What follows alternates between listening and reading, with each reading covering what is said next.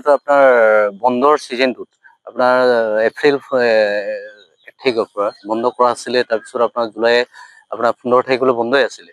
কিন্তু ইয়াত কি হৈছে আপোনাৰ ডিপাৰ্টমেণ্টলি তেওঁলোকৰ যিটো এটা প্ৰটেষ্ট দিব লাগে, এই প্ৰটেষ্টটো আজিৰ তাৰিখলৈ আমি দেখা নাই আৰু পোৱাও নাই। বিশেষকৈ আমি এটাই অনুৰোধ জনাওঁ যে এই বিষয়ে যিসকল চৰকাৰী বিভাগত থকা বিষয়ববীয়াসকলক আমি অনুৰোধ জনাওঁ যে কণীজাতীয় যেতিয়া প্ৰডাকশ্যনৰ টাইমত যি জ্বালোৱাই নহওক বা যি আপোনাৰ ছ'চাইটিয়ে নহওক, তেওঁলোকক আমি অনুৰোধ জনাওঁ যে এই ছিজনটোত হফ কৰি দিলে অলপ ভাল। আৰু বিশেষকৈ তেওঁলোকে কোৱাৰ স্বত্তেও, জ্বালোৱাবোৰকো কোৱাৰ স্বত্তেও তেওঁলোকে কি কৰি দিছে আজিৰ তাৰিখত, ৰাতিও আহে আৰু কেতিয়াবা আপোনাৰ দিনত আহে।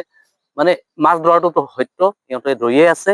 সেই গতিকে তেওঁলোকক অনুৰোধ জনাইছোঁ, নিউজৰ দ্বাৰাই আপোনালোকক জনোৱা হৈছে জ্বালোৱাসকলক এইকেইদিন আপোনালোকে জুলাই 15 তাৰিখলৈ বন্ধ কৰি দিয়ক বুলি আমি আমাৰ গাঁৱৰ লিগিবাৰী গাঁৱৰ তৰফৰ পৰা আমি ৰজহুৱাভাৱে এটা আপোনালোকক প্ৰস্তাৱ দিয়া হৈছে। বেছিভাগ দিচাং নৈ আৰু ব্ৰহ্মপুত্ৰ নদীৰ সংমিশ্ৰণস্থলী, য'ত নেকি ডক্টৰ ভূপেন হাজৰিকা সমাধিস্থল ইফালে সমাধিস্থল কৰিছিলে, এই জেগাত বেছিভাগ মানুহে তাত মাছ ধৰে আৰু তাত বেছি সংখ্যক মাছ তাতে পায়।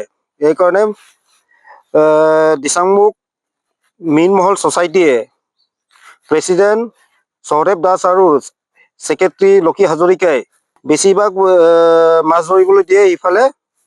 তাৰপিছত বিভিন্ন প্ৰজাতিৰ কণী থকা মাছ নিধন কৰাত সম্পূৰ্ণভাৱে ইহঁতে জগৰীয়া।